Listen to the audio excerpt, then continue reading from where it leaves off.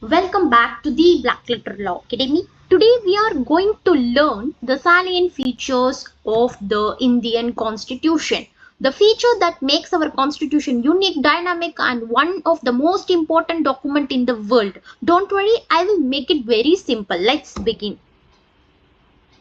Lengthiest written constitution. India has the longest written constitution in the world. This means our constitution is very detailed. It does not talk only about rights and duties but also explain how the government works, how administration is done and what happened during emergency. The constitution was adopted in 1950. At first it had 395 articles divided into 22 parts and 8 schedules. Over time, many changes were made. Today, the Constitution has 448 articles arranged into 25 parts and 12 schedules. It's so detailed. It gives clear guidance, stability and flexibility for a country as diverse as India. The next salient feature is rigid and flexible. Do you know why the Indian Constitution is neither too rigid nor too flexible? The Indian Constitution follows a blend of rigidity and flexibility. This means it is neither too hard to change nor too easy to change. Okay. First, let us see rigidity. Okay. Some very important provisions like fundamental rights cannot be changed easily. To amend them, Parliament must pass the amendment by special majority. Special majority means two conditions must be satisfied. What are the conditions? 2/3 present and voting and more than the half of the total strength of House. Okay. Now let us see flexibility. Many other provisions of the Constitution can be changed easily by simple majority. For example, the creation of new states. Because of this balance, Indian Constitution. The Indian Constitution is too rigid like USA, nor too flexible like UK. This helps Constitution remain stable while still allowing necessary changes over time. The next feature is drawn from various sources. The Indian Constitution is unique because it drawn from across the world. From Ireland, we adopted the directive principle of state policy. From United States, we borrowed fundamental rights, independence of the judiciary, judicial review. From the UK gave us the parliamentary system and rule of law. Okay. From the Weimar Constitution of Germany, we adopted emergency provisions affecting fundamental rights. Japan influenced the procedural established by law, and France inspired the ideals of liberty, equality, fraternity. Soviet Union contributed fundamental duties.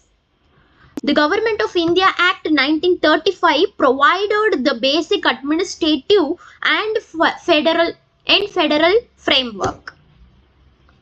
The next feature is federal system with unitary bias. This means India is federal in form but unitary in spread. Because of the mixed nature, India is often called as quasi-federal. Now, what makes India federal? Two levels of government, the union government and state government. Powers are divided between central and state. There is a written constitution and the constitution is supreme, and there is an independent judiciary to interpret it. But India also have unitary features.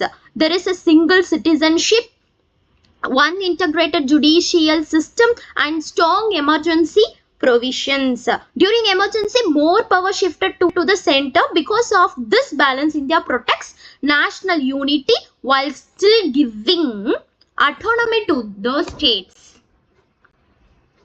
The next feature is integrated and independent judiciary. Do you have different code for center and state in India? India has a integrated and independent judiciary. This means we follow one single court for entire country. At top is the Supreme Court of India, follow it or the High Court in each state, and then District Court and other lower courts.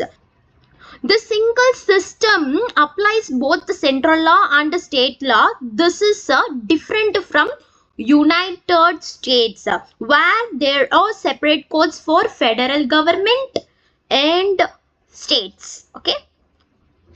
Our judiciary is also independent. Judges have security of tenure and fixed service conditions, so they can decide cases freely and fairly without pressure from government. Independent bodies. Indian Constitution has created some independent bodies to make sure the government works fairly and honestly. The Election Commission of India conducts a free and fair election. The Comptroller and Auditor General of India checks how the government spends the public money. The Union Public Service Commission conducts exam to recruit officers for all India service, and the State Public Service Commission recruits officers for state service. These bodies works independently because their members have fixed service conditions and security of tenure, so the government cannot easily influence their decisions. The next feature is parliamentary form of government. India has adopted the parliamentary form of government. Have you ever wondered who actually runs the government in India? In a parliamentary system, there is a close relationship between the legislative and executive. This means people who make law also run government. Unlike the US presidential system where powers are strictly separated, in India the executives is chosen from the legislative itself. India follows a dual executive system. President of India is a nominal or ceremonial head. The Prime Minister of India holds the real executive power and actually runs the government. This system ensures accountability because the government must answer to Parliament. Okay. The next salient feature is secular state. The preamble declares India has secular, and this word was added by 42nd Amendment in 1976. India has no state religion. Okay, this means the government does not support or oppose any one religion. Under Article 25 to 28, every person has a freedom of religion. The freedom to profess, propagate, and practice any religion. At the same time, the government remains neutral. All laws and policies are made without religious bias. The next feature is single citizenship. India follows the principle of single citizenship. This means there is only one citizenship, that is Indian citizenship. There is no separate citizenship for state. Every person is a citizen of India as a whole, not a particular state. This is different from countries like United States where dual citizenship exists. One for the country and another for the state. Okay. The framer of the constitution intentionally chose the single citizenship to promote national integrity and national unity, to ensure all the Indians are treated equally no matter what state they belong to. The next feature is universal adult franchise.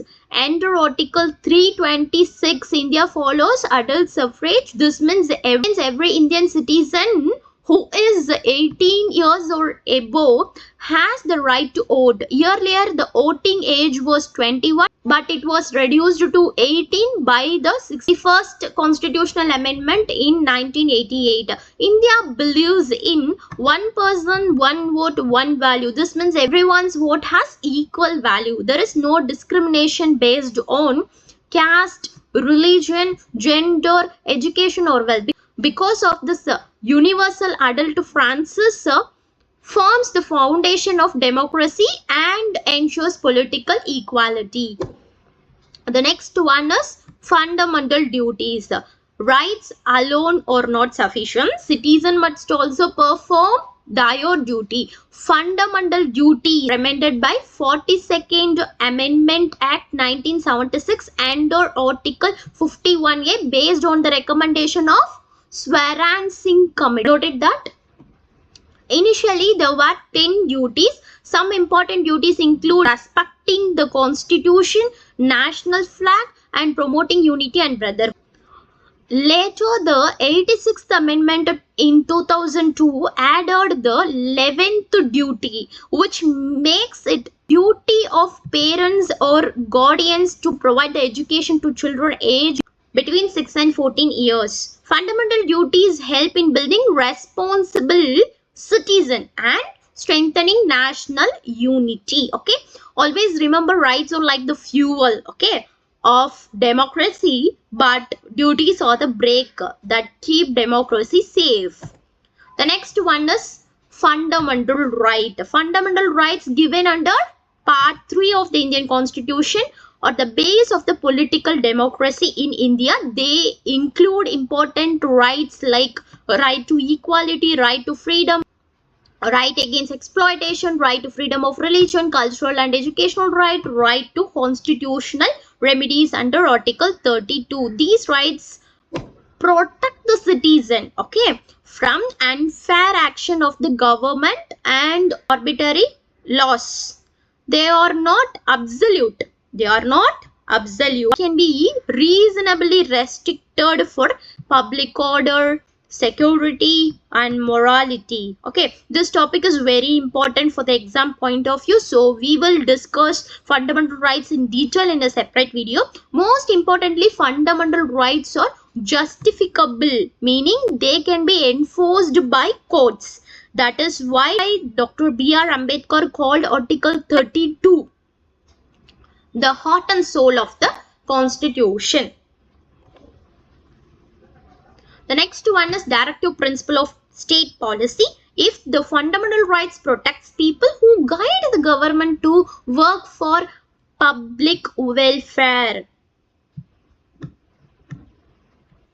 Let us now understand the Directive Principle of State Policy, commonly known as DPSP. The Directive Principle of State Policy are given in Part 4 of the Indian Constitution. Their main aim is to establish a welfare state where the government works for the social and economic well-being of the people, and are non-justificable, that is not enforceable. This means they are not enforceable by court of law. However, the Constitution clearly states that these principles are fundamental in the governance of the country, and it is a duty of the state to apply them while making the law. That is why Dr. B.R. Ambedkar described the DPSP as a novel feature of the Indian Constitution. Now let us understand how governance work in India. Three-tier government system. Okay, at the union level, the Prime Minister is the real executive and the President is the constitutional head. At the state level, Chief Minister is the executive head and the Governor is the constitutional head. At the local level, governance is carried out through village, towns, cities. Okay, the 73rd Amendment 1992, effective from 24th April 1993, introduced Panchayat Raj institution in rural area, and the 74th Amendment 1992, effective from 1st June 1993, established municipality in urban area. Then finally, the emergency provision. What happens if the security or unity of India is in danger? The Indian Constitution contains emergency provision to protect the sovereignty, unity, integrity and security of the nation. A national emergency Under Article 352 is declared during war, external aggression, armed rebellion. At the state emergency or the presidential rule under Article 356 is imposed when a state government does not function according to constitution. The financial emergency under Article 360 is declared when the Indian financial stability or credit is threatened. During an emergency, more power shifted to central government. Okay, central government, and the federal system temporarily becomes unitary. That's why Dr. B.R. Ambedkar described India as a unique federal system with unitary bias. Students, this is the sum up. This is what we seen today, the silent feature of the Indian Constitution explained clearly and simply. Do subscribe to the Black Letter Law Academy for more lectures and exam oriented explanations. Thank you for watching and share with your friends and keep learning. Thank you.